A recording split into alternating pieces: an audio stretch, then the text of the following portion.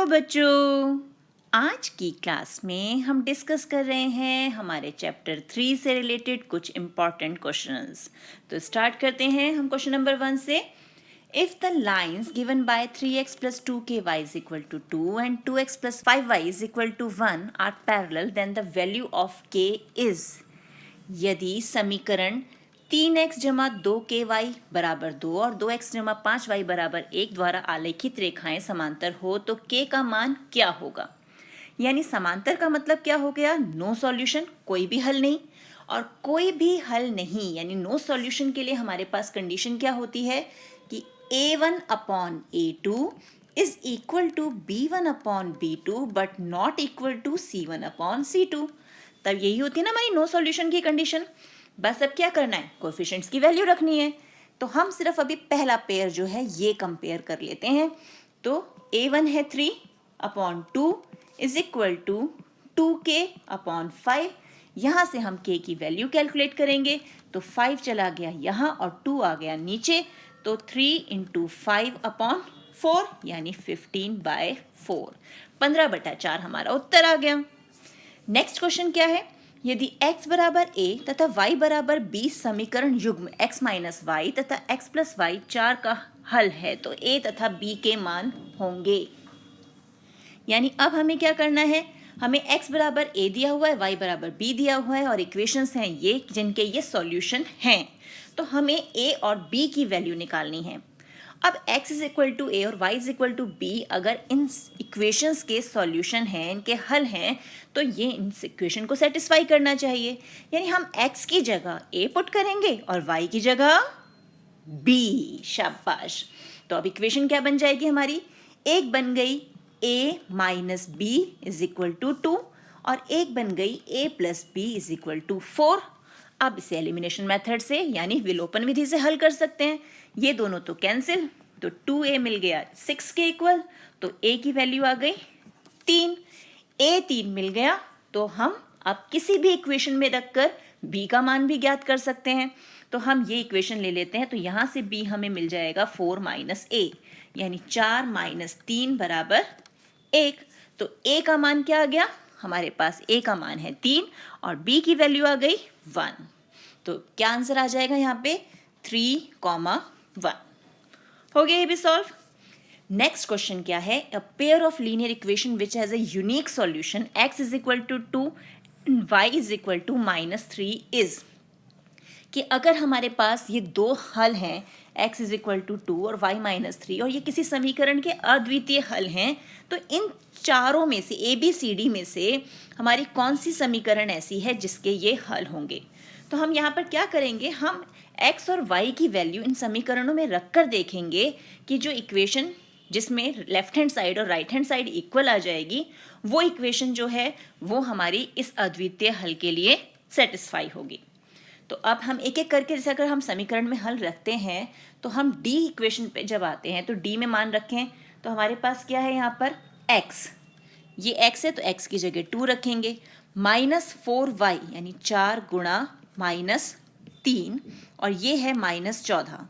अब इसे हल करें, ये 2 माइनस माइनस प्लस, प्लस का 12 -14, तो ये 12 और 2 14, ये दोनों मिलके और 14 माइनस 14 0, यानी लेफ्ट हैंड साइड और राइट हैंड साइड इक्वल आ गई।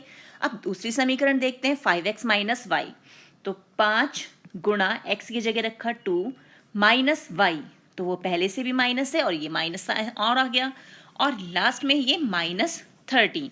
अब इसे हल करें, ये हो गया 10 माइनस माइनस प्लस 3 -13 यानी 13 माइनस 13 बराबर 0। यानी डी वो आंसर है जो अद्वितीय हल के लिए अपनी इक्वेशन को सेटिस्फाई करता है। हो गया ये भी सॉल्व।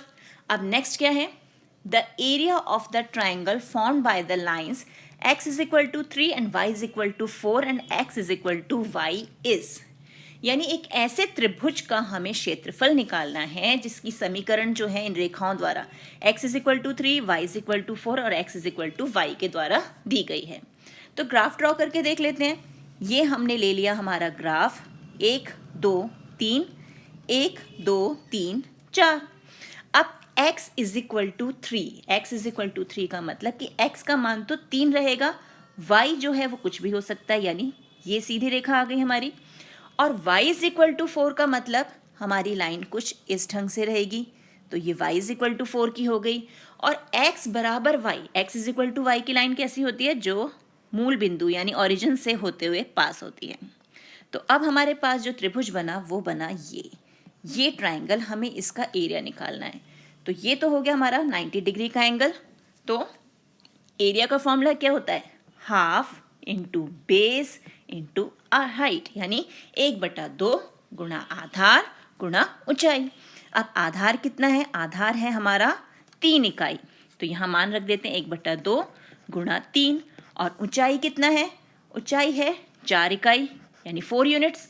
आप इसे सॉल्व किया तो कितना आंसर आ गया, 6, यानी 6 स्क्वायर यूनिट्स जो है हमारा आंसर आ गया 3 वर्ग 6 मतलब 6 वर्ग इकाई। हो गया ये हल। अब आते हैं नेक्स्ट क्वेश्चन पे। The value of k for which the system of equation 3x plus 5y is equal to 0 and kx plus 10y is equal to 0 has a non-zero solution, यानी हमारा सॉल्यूशन जो है वो 0 के इक्वल नहीं होना चाहिए। तो अब यानी इसका सॉल्यूशन क्या होगा, कोई यूनिक यानी कोई ऐसा जिसका अद्वितीय हल हो। तो अद्वितीय हल वाली यहाँ पर हम कंडीशन लगा देते हैं। तो अद्वितीय हल की कंडीशन हमारी क्या है, a1 upon a2 is not equal to b1 upon b2।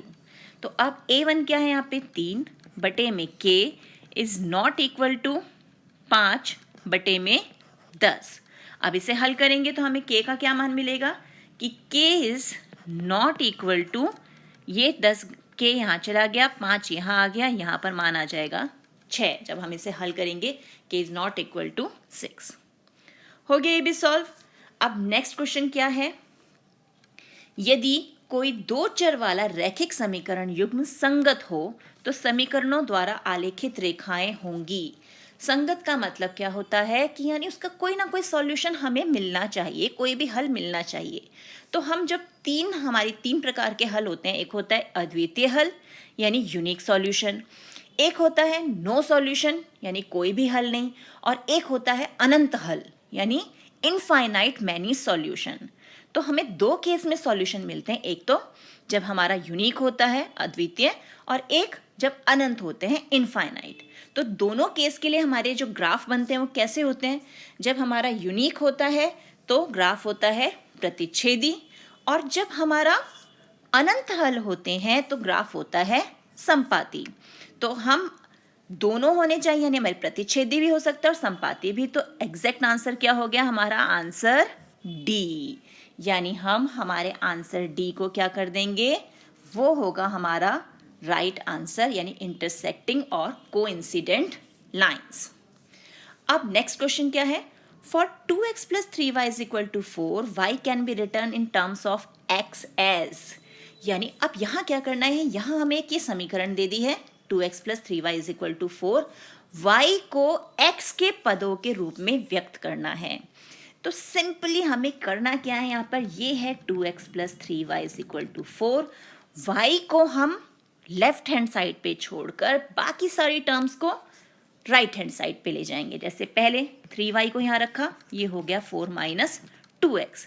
अब y को यहाँ रखा तो यहाँ आंसर क्या आएगा 4 minus 2x, और 3 चला गया डिवीजन में, तो y आ गया ना x के फॉर्म में। तो इन टर्म्स ऑफ x यानी x के पद के रूप में, ये देखो समीकरण के लिए y को x के रूप में व्यक्त करेंगे, तो ये हो गया हमारा x के रूप में व्यक्त। हो गया ये भी हल। अगला प्रश्न देख लेते हैं। समीकरण ax प्लस by बराबर c तथा y अक्ष का एक उभयनिष्ठ हल होगा। अब y अक्ष की बात है तो y अक्ष का मतलब कि y की तो वैल्यू है लेकिन x की वैल्यू नहीं है, यानी हमारा x जो होगा इस केस में x चलेगा 0। तो जब हमें पता है कि x हमारा 0 होगा तो हम इस इक्वेशन में, ये जो हमारी इक्वेशन है इसमें x की जगह हम क्या पुट कर देंगे 0। तो a into 0 plus B Y is equal to C. तो y की वैल्यू क्या मिल गई यहाँ पे c अपॉन में b। तो x तो हमारा 0 है ही और y मिल गया c अपॉन b, तो आंसर हो गया ऑप्शन a 0,c/b। इसके लिए हमारे पास जो हमें इक्वेशन दी है इसका एक कॉमन सॉल्यूशन होगा ये। अब नेक्स्ट क्वेश्चन क्या है? नेक्स्ट क्वेश्चन है if ax plus by is equal to c and lx plus my is equal to n has unique solution then the relation between the coefficient will be। यानी अब फिर से हमें दो समीकरण दे दी गई हैं और क्या कहा गया है कि उनका कैसा हल है?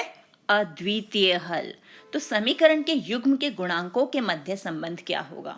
तो जब अद्वितीय हल है, यूनिक सॉल्यूशन है, तो हमारा फॉर्मूला क्या होता है? a1/a2 is not equal to b1/b2। ये तो हमें पता है। अब सीधे सीधे वैल्यू पुट करते हैं। तो a1 है हमारा a, तो यहाँ लिख दिया हमने a, बटे में a2 है l, ये लिख दिया l, b1 b ही है, b लिख दिया, और b2 है m, और हमें इनके बीच का संबंध चाहिए। तो अब ये नॉट इक्वल टू b/m है, m को यहाँ ले जाते हैं, l को यहाँ, तो हमें क्या मिल जाएगा? am is not equal to lb। तो कौन सा आंसर हो गया इसका? ये हो गया option A. So option A is the correct answer. देख रहे हो कितना इजी है ये। नेक्स्ट क्वेश्चन देखेंगे। In triangle ABC, angle C is 3 times angle B and angle C is also equal to 2 times angle A plus angle B। Then ABC इनकी value हमें निकालनी है। तो अब इसे ध्यान से देखना। तो यहाँ पर हमें क्या क्या दिया हुआ है?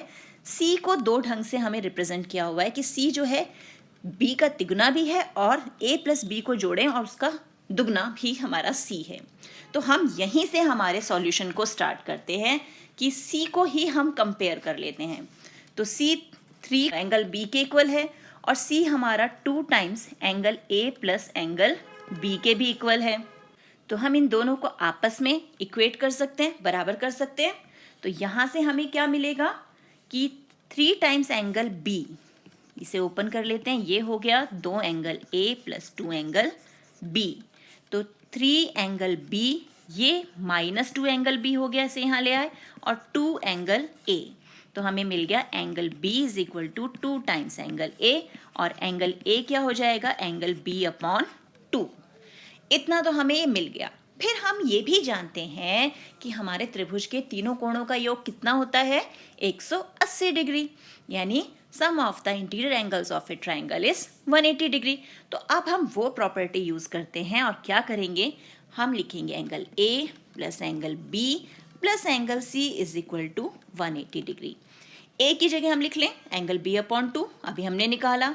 एंगल B को B ही रहने देते हैं और एंगल C की जगह हम लिख लेते हैं 3 टाइम्स एंगल B। ये हमें क्वेश्चन में दिया हुआ है ना, ये तो ये हो गया 180 डिग्री। अब LCM ले लेते हैं। LCM आ गया 2, तो ये हो गया एंगल B, ये 2 टाइम्स एंगल B, ये 6 times angle B is equal to 180 degree. यानी 9 angle B is equal to, ये 2 यहाँ जाएगा, मल्टीप्लाई होगा, 360। तो एंगल B की वैल्यू क्या मिल गई? 360 बटे में 9 यानी 40 डिग्री। और जब एंगल B मिल गया तो एंगल A है B का हाफ यानी 20 डिग्री, और एंगल C है एंगल B का 3 टाइम्स यानी 40 इंटू 3। तो एंगल C कितना आ गया? 120 डिग्रीज। हो गया ये भी सॉल्व। तो अब ये देखना है कि ये एंगल